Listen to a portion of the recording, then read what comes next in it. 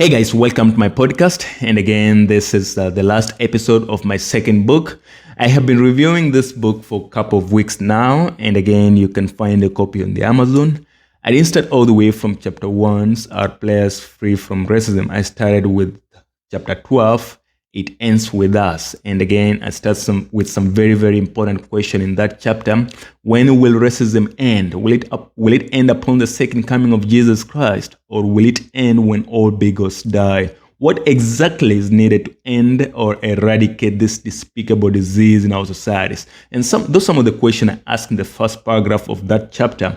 And I also highlight some of the things we need to stop in order to progress forward, referring to Black people as criminals and also referring or misjudging white people as racist when they are not.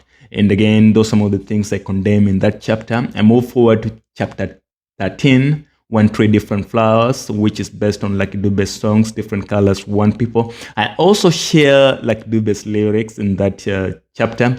It's a quite important one. And after that, I moved to chapter 14, Truth of the Matter is, given the fact that the real story is we're different colors but one people, the truth of the matter is Black people have suffered from racism for many years. And again, I also highlight more on Black players struggling in Europe and across the world playing football. And I move to chapter 15. After that, football wouldn't have had racism if it was not in the societies.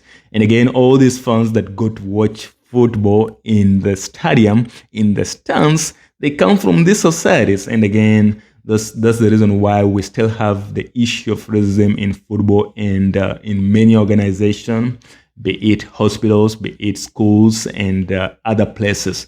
And that's the reason why we need to target societies in order to eradicate racism in other places.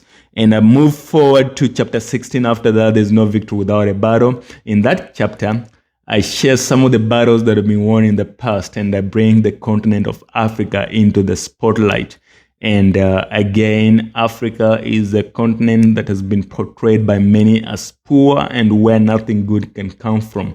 And again, you will realize on the Saturday of 1884, 14 countries in Berlin, Germany, they discussed the colonization of Africa, bringing the term scramble of Africa. And after that, Africa has never been the same. We have had so many issues, but still, people of Africa, they've had to fight for the independence. And the only two countries that were never colonized were Liberia and Ethiopia. And I also wish that Kenya would have been one of them in that chapter, but Kenya was colonized in the year 1960.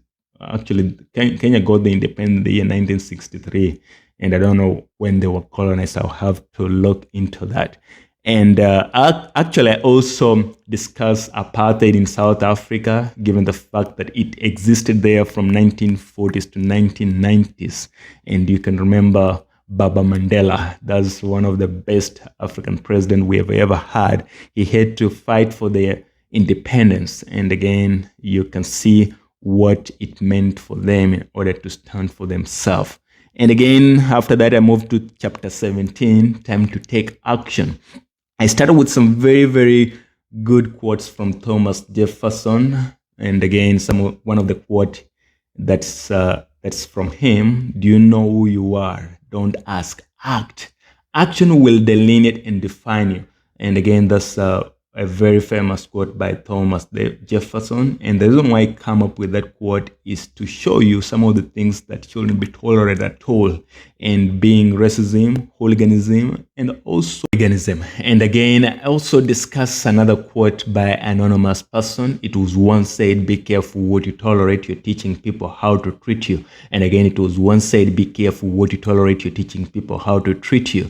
I say these two quotes should be guiding principles when it comes to dealing with racism, hooliganism, and hooliganism. And also, given the fact that my home country, Kenya, is struggling right now with the issue of corruption, power-hungry leaders, I also add, which I didn't add in that chapter.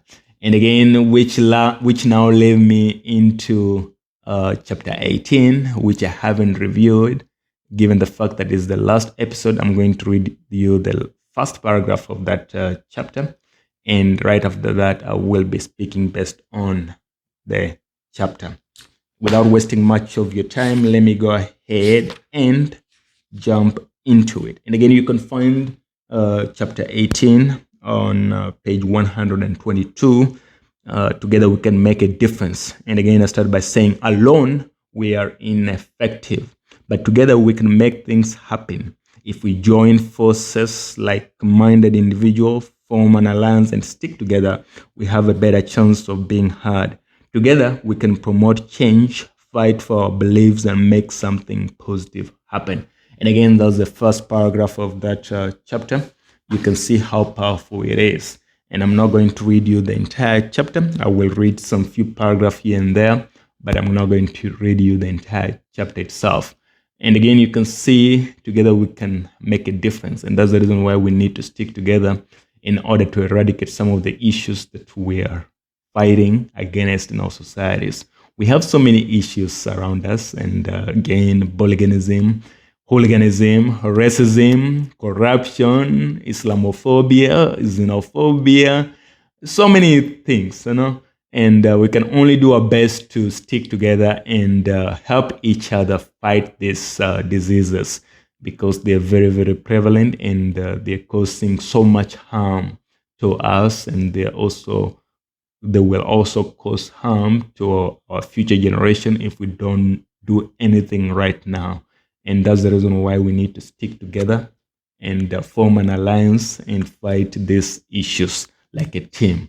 And again, when I mention a team, I move forward to another paragraph here, which starts by the way a team plays as a whole determines its success. The strength of the team lies within the strength of each individual. The best teamwork comes from people who are working separately towards one aim in unity. That's why there's a famous phrase by Seligman or Killigiman, whichever way you pronounce it, John C. Maxwell. Teamwork makes the dream work. You've heard it before, I'm very sure. This clearly tells us that by working together in unison, we can make our dream come true. And again, by working together in unison, we can make a dream come true. And again, you will see on football pitch, all these players that play there, it doesn't matter the color. If you've been following Euro 2024 or Copa America, you can see we have different colors on the pitch. There's no white only, there's no black only. They're a mixture of different colors playing together towards one goal, which is to win. And again, by applying that in our communities, in our societies, we can make a big change. And again, which leads me to another question. Why do we have racism in football?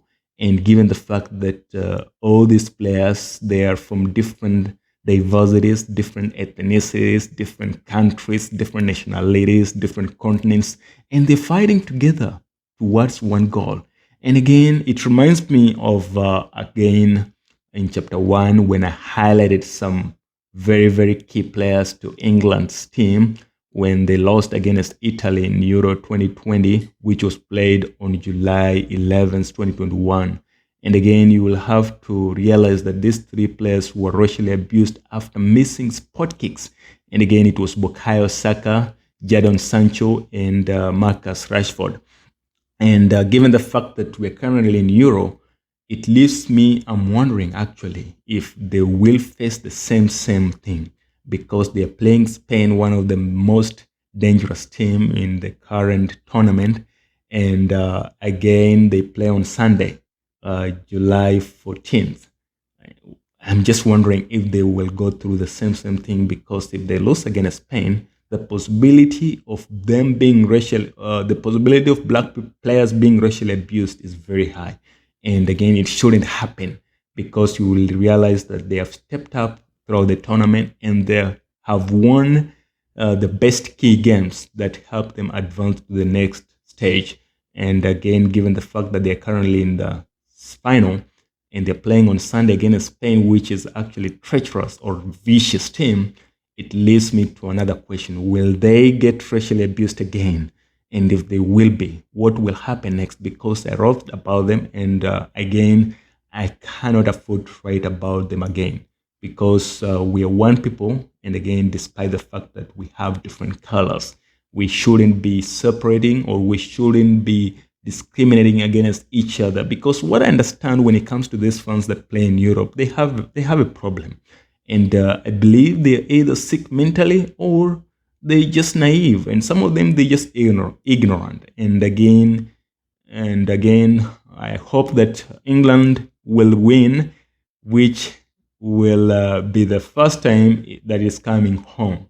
And again, if that's the case, then these black players will be free from probably hooliganism and hooliganism as well as racism, which shouldn't be the case in any way whatsoever, because these players, they're helping each other despite the fact they have different colors and they come from different continents, or they come from different countries when they play for their respective clubs. But when they meet on their when they meet in this type of tournament, Copa America, Euro, AFCON, AFC, they are playing for their respective nationalities, and they're helping their own country to win the trophy.